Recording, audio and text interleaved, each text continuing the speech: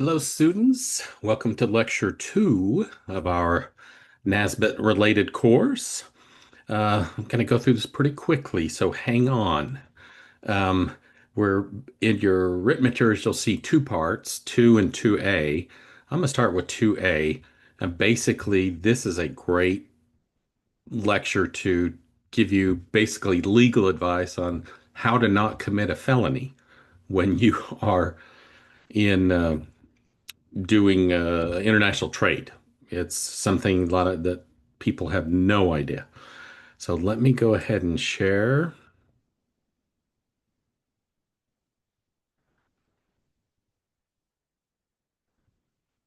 Okay. This is called international trade compliance, and basically it's the quickest way for you to understand what laws, international US laws apply to international trade. Again, if you're from outside the US, especially in the EU and throughout Asia Pacific, there are a lot of similar laws. So again, I'm using the US as an example, and I apologize if you're outside the US.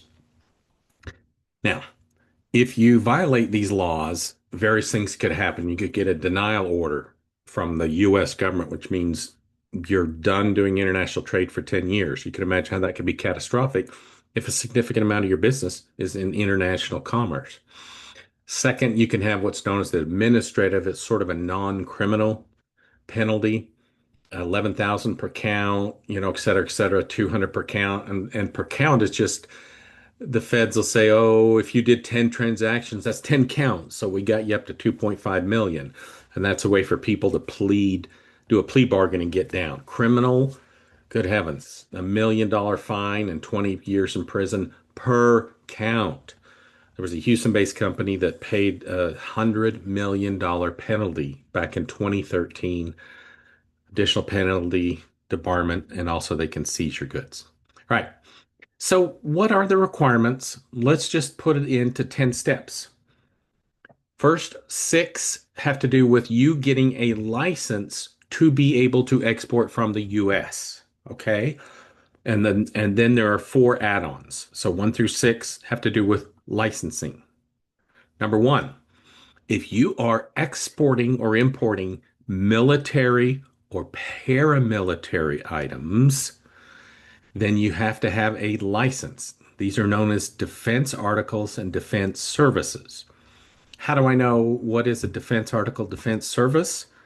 Well, if you're selling tanks or something like that, you will know, obviously, but it really doesn't have to do with that. And if it's actually going to military or not, it has to do with whether it's on a list called the United States Munitions List. So what you do is whoever's going to be in compliance, whether it's a manager, export clerk, whomever, they're going to grab your product list sales or service list of things, and then just go through this United States munitions list and say, hey, do we have any of these items? Now, if you do, you might need a license, and I'll explain that in a minute. But this list has a bunch of categories, like you see spacecraft, guns and armament, bolts, certain kind of bolts, if it's going on certain systems even.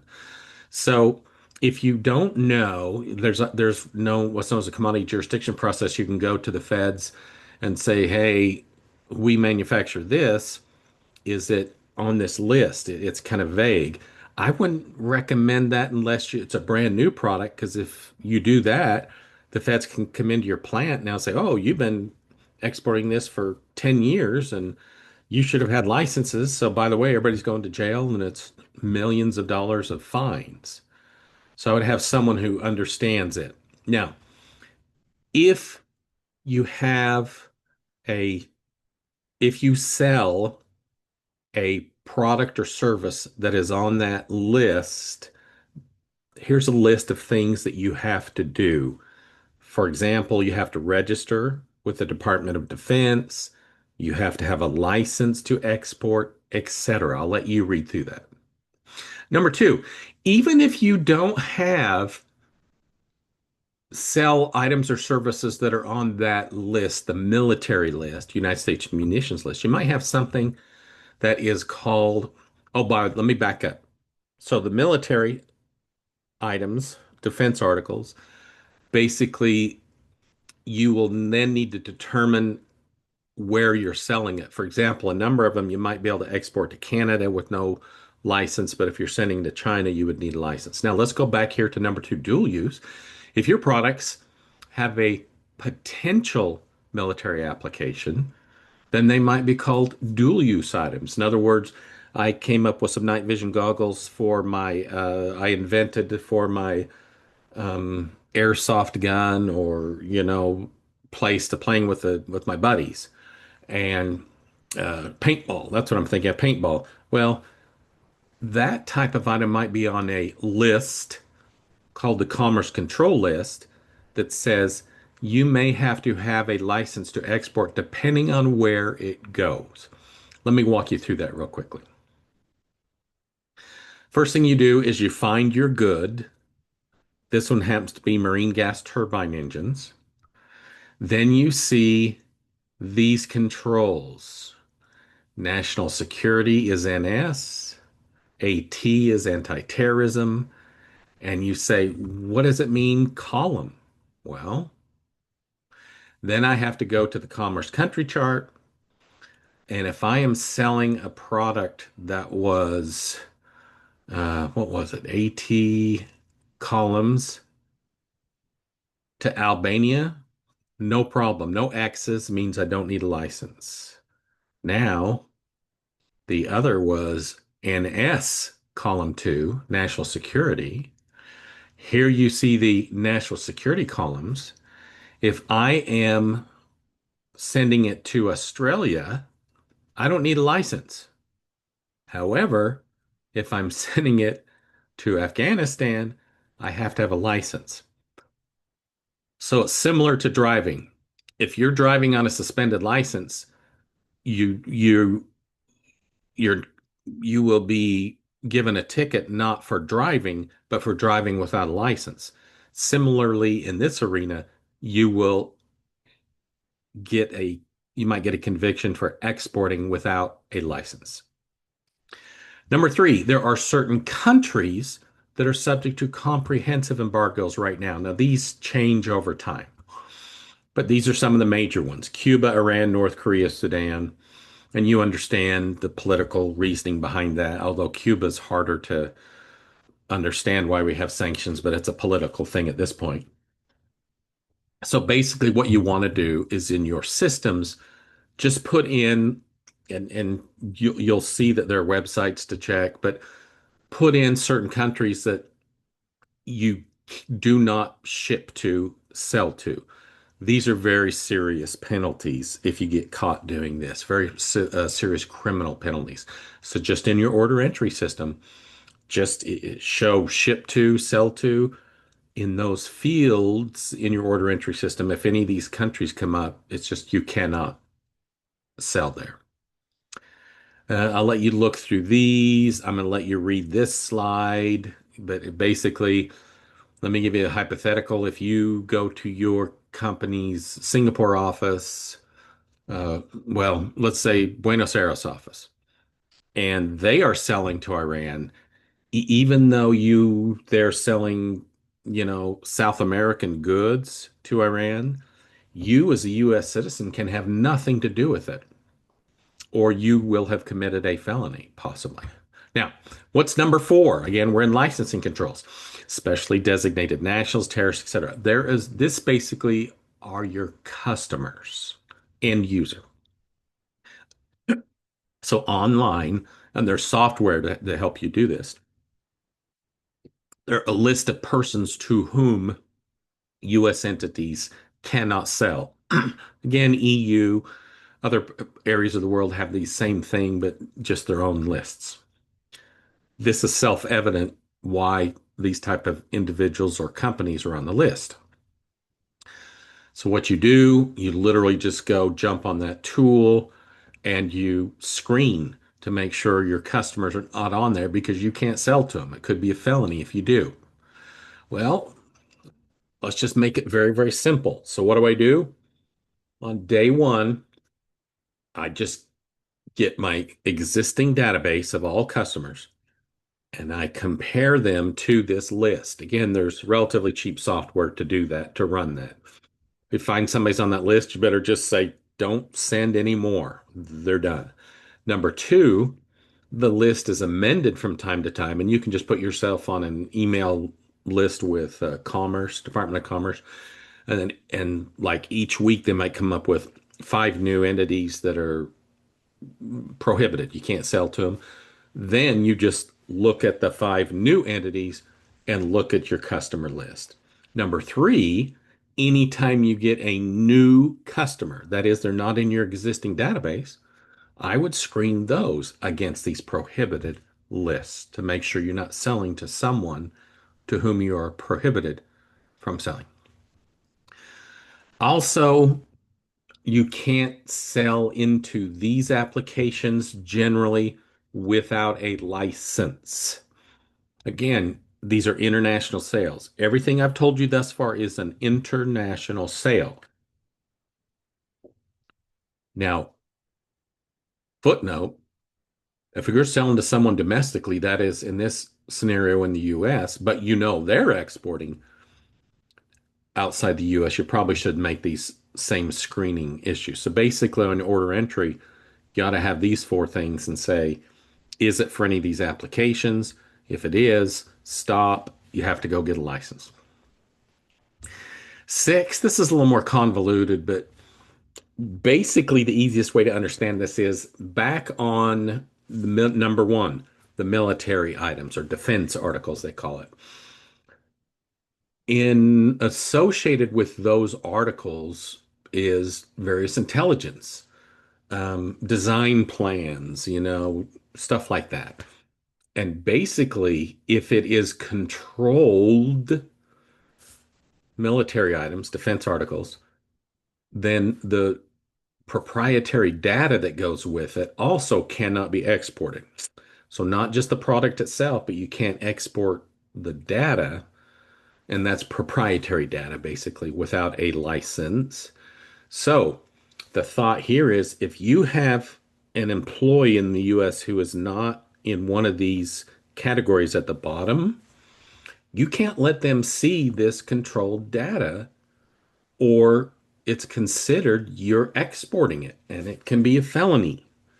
So, like, for example, aerospace companies will have plant areas in the plant that you literally cannot go into unless you prove you're a US citizen or you're not in your, or you're in one of these categories, etc.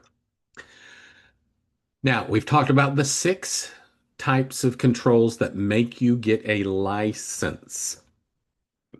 Now, here are four additional things you need to recall. You have to keep export records for 5 years. If you fail to, that could be a violation. Anti-boycott compliance. This basically means you cannot be involved in a boycott to which the US does not agree. This is the most politically charged rule there is. And I suspect this might end in the future, but right now it's still the law. So if you, for example, if you get a purchase order or a sales contract from a customer in the Middle East and it says you agree not to sell to Israel or nothing in here is Israeli content or blah, blah, blah, you actually have to respond and say, I cannot comply with that. And if we can still do the transaction and nothing Israeli is related, or we can't tell you whether it's going through Israel, etc., you could still do it. But otherwise, you don't get involved in that. Again, that is so politically charged, and I anticipate that might change. Next, Foreign Corrupt Practices Act. Basically, this, and I'll let you read to it, but don't bribe a foreign official. Okay? Do not bribe a foreign official to get business or to maintain business. In some parts of the world, it's much more common than it is in the EU, US, and Asia Pacific. Export documentation, I'll let you read through that. There's just a number of things you need to do. If there's licensing, if you need these licensing, what you have to do. And again, read for comprehension, not for test. Read these for remembering because this is open book test. I want you to be able to remember in 5 years when you run across something in your work. That's our goal. Companies should have a good export compliance program. They, many customers, and frankly, as from a moral standpoint, I think you should have this in your ethics requirements as well in your business is you make sure there's no human trafficking, no conflict minerals, toxic substances, et cetera, et cetera. So you will have to make sure this is not the legal requirement as much as it is to ensure you're in compliance with these. I'll let you read through this. Here is the checklist on these. This is number two, dual use. If in the future, your export clerk, this will help them go through it. You don't need to memorize this for this class. All right, I'll let you read through the rest too. And my secretary puts that in. You don't need that. All right, so that was the first half of the lecture. So basically, let's keep you out of jail. All right, follow those steps. I'm begging you. All right, let's get into the second half of the lecture, which is literally the NASBITE arena. So let me get you on those.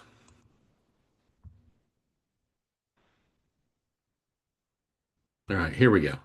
So this, excuse me, this week you start talking about long-term strategic planning. What are the things you might have in your plan? So they're starting from the beginning. What's our plan on going to another country? You'll see this a lot, environmental factors. You've heard it in probably in other classes as well, but political, legal, social, cost, competitive. PESTLE is an acronym that they use in marketing and distribution classes, PESTLE. So you'll recognize these are factors you have to consider when you go into a new country. Oh, there's PESTLE. How about that? So you can look that up. I give you a website. You can also go to a SWOT, and I think it's very good for businesses to do both of these. Do a PESTLE analysis when you go in, and basically look at these things and see what you have to change to do business there. Also, SWOT is great for your strengths, weaknesses, opportunities, threats. At this point in your educational career, you will have seen that probably multiple times. And that's really good. For example, is a competitor so strong in foreign country X that it doesn't make sense for us to go in there? They're so well established. Those type of things you might be able to understand from a SWOT analysis. I like this brand mapping uh, model to go in and look on how to, you know, derive and maybe alter your brand based on local requirements. All right, initiatives. I'll let you read this. I don't need to cover. There's Here's some good things from I happen to be located in the state of Oklahoma. Um, Department of Commerce can help you with international trade. There's a thing, for example, called the Gold Key Service with the Fed, U.S. Department of Commerce, where they can help you find distributors or representatives in foreign countries to distribute your goods or services. Now, a business plan, as you all know, when you start a new venture or even if you go into a new country, it's good for you to start with a business plan. So you've already learned this in other classes. I just give you a couple of websites on creating a business plan. Now, second major concept, um, it's basically research. How do we do research to get into a foreign country? You ready for this? Well, first, please. Um, oh, that is outdated, so I apologize. But if you look up primary versus secondary research, and basically that means if I'm doing primary research, I am just looking into items myself. I'm doing, hey, 20 people come in and taste my ice cream. Do you like it? Yes, no. What are your comments? That's primary research. Secondary research is, hey, someone did a study in France and they don't like these types of ice cream. And so I'm using someone else's research, and that is secondary research. Qualitative versus quantitative research. Qualitative again it's more subjective. Observations, interviews. What do the consumers think about this and feel about this? Quantitative is more statistical. Gee, in France, they buy $500 million worth of ice cream per year. Qualitative, conversely, would mean something effective. Chocolate ice cream is a no-go in France. They just don't like it. So here's a nice little YouTube video on the distinction between qualitative and quantitative analysis. Here's trade research sources. This is nice for you to save this on your computer. So when you're working in the future, trying to find out things, this is where to find them. Research Wizard is great in my town. The Tulsa Public Library has a great resource desk where they can look so many things up for you. Now, let's jump into risk assessment. When we're going in, what are the potential downsides to us going in, for insurance, strategic planning, etc.? Well, obviously, country, commercial, are they going to pay? How do I find out the sources of risk and credit? Let's go down. Country risk, look at these, watch these, but they're four types, basically political.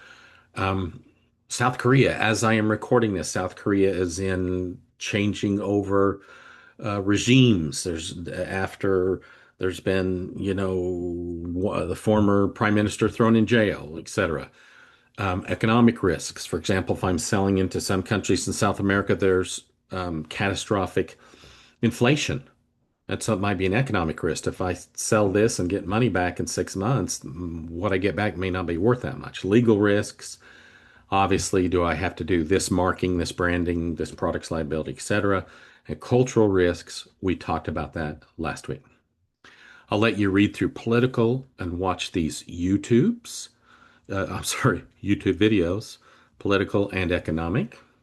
Nationalization's a good one. It's an economic political risk, but basically there are some countries in South America, where the government came in and just nationalized the private property. A bunch of U.S. entities had oil and gas processing equipment there, and the government just one day it was great, and the next day they took it. And I don't think the companies ever got full value for what was taken. So these are the type of one aspect of the risk you need to look into and have in your business plan when you're going into a new country. Here's some ways to address risk, everything from insurance to, looking at local regulations, legal regulations. I mean, let's just use some examples. What if I'm selling food? What labeling do I have to have on it? If I'm selling electronics, what certifications do I have to have before I can sell into that country? What safety aspects must I have? What products liability, potential lawsuits must I worry about? Cultural, I think we've considered that well enough. Commercial, non-payment. So when we get into a later week of lectures, we're going to talk about how to secure payment from your client. So we'll talk about that one later. Travel risks, there are a lot of good sites from State Department to wherever that talks about everything from health to crime to safety. And so before you go or start sending your employees, please access them. While I'm doing this, the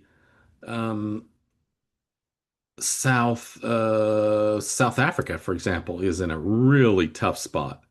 Uh, sort of just crime, so much crime and whatnot that's going on. It's very difficult and risky to be in certain parts of the country.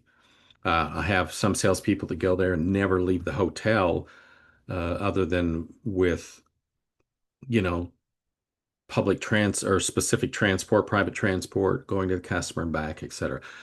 That'll change over time, but that just happens to be the way it is right now. Credit risk, you know what that is. What do you do? Well, you get in and you can look at their background. There are commercial services you can use to check employees' credit rating. Great, right? And we'll talk about that later, but basically, you pay a service and they can say, hey, these guys don't normally pay for 120 days. So you can actually do a credit report on them, similar to every one of you have a credit report on you. Have them sign a credit application. You might contact their bank and trade references, etc. And sometimes, if it's bad enough, you can actually apply for credit insurance if you're worried about not being paid. But again, in a later lecture, we're going to talk about how to secure payment. Regulatory compliance, again, you just in your business plan, you really need to know about product liability, international contract, arbitration, protecting patents, trademarks, copyright, etc. This stuff should all be in your business plan. How am I going to protect it? For example, in some countries are notorious for stealing intellectual property, patents.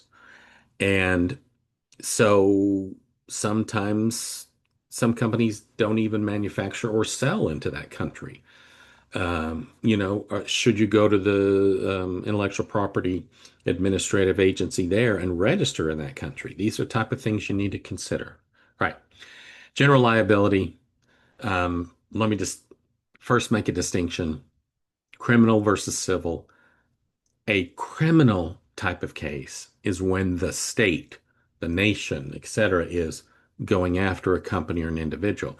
If you get drunk and run into a building, the state will try you for drunk driving and destruction of property. That's a criminal trial.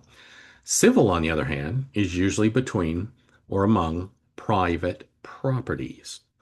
Products liability, you're familiar with that. You buy uh, an off-brand phone and it blows up. Well, you might sue the company because it had a design defect or a manufacturing defect, or they didn't warn you of a risk. You need to check the country you're going into and what type of warnings or certifications are required. Contract.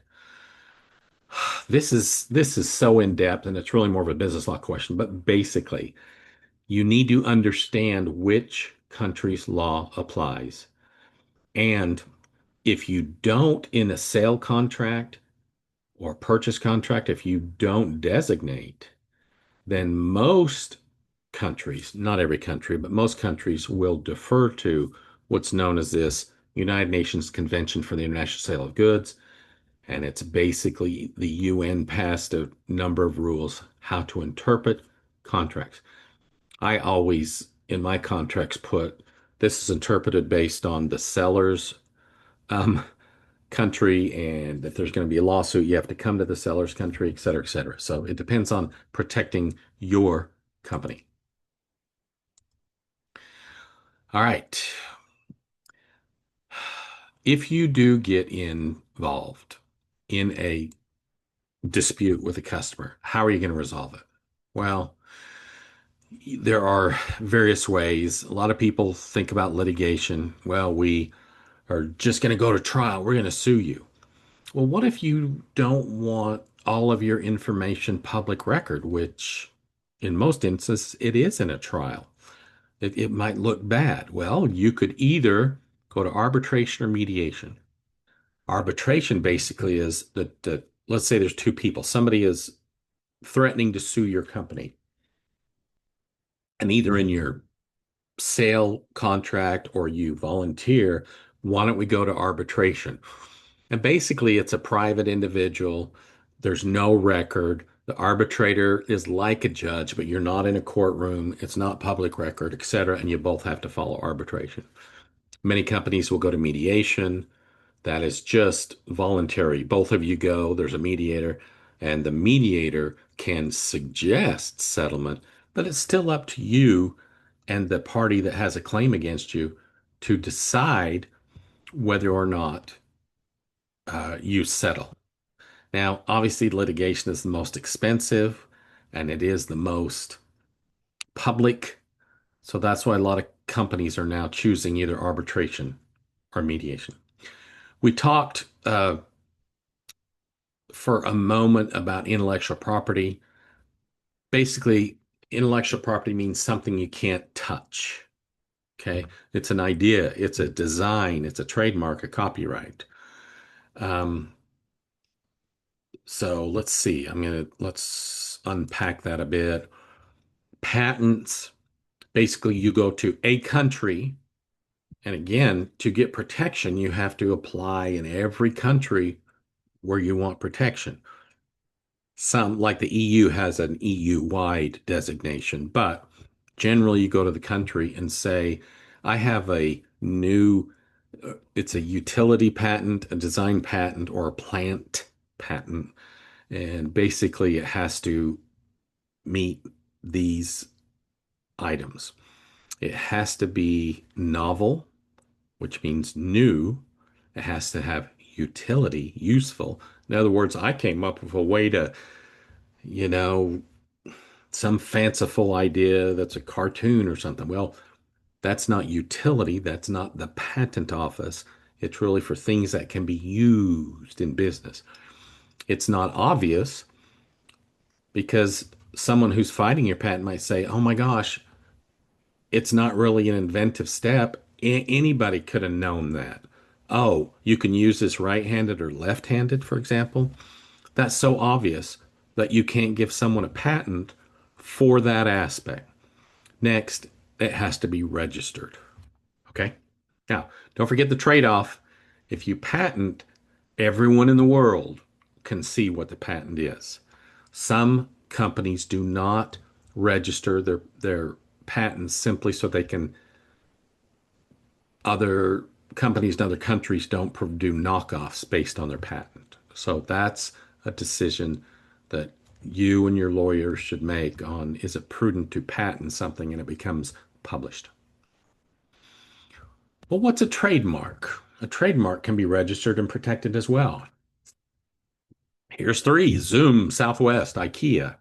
It's basically when you see it, it reminds you of a certain company. Nike. You see knockoff Nike stuff here and there in markets, and so Nike has to go sue these people because if they don't sue them and protect their trademark, it's considered abandoned. So that's why sometimes you'll see Disney, for example, very, very strongly enforces their intellectual property to avoid it being considered as abandoned, then anybody could use it. Service mark is the same. It's let's say instead of IKEA that sells products, let's say an accounting firm provides services. Well, theirs would be a service mark as opposed to trademark. Now, federal registration versus common law protection. If you register in a country or countries, and provided no one has already registered it, you have exclusive rights there to use this trademark or service mark. Now, if you don't register it, but you've been using this trademark for X number of years, you have protection, but only to the extent where you have been selling, for example, or doing business. So let's say that you are Jingle Shoes and you've been selling in California for 20 years. Well, someone can't go to the national US patent office and say Jingle Shoes for all 50 states because you've already been using it. It's known as a prior use. Conversely, if you try to sue somebody that starts Jingle Shoes company in Florida, they can say you never registered it and you don't have protection outside of California. That's where you've been doing business as Jingle Shoes. So federal registration gives you 50 state protection. Common law only gives you protection where you have been using it, and that means you didn't register it. Copyright, that's literally just a right in literary, artistic, etc. rights. You don't have to file it. You get protection for the life of the author plus 70. You see the categories of things. Actually, a big area now is, are source codes on software protected as copyright?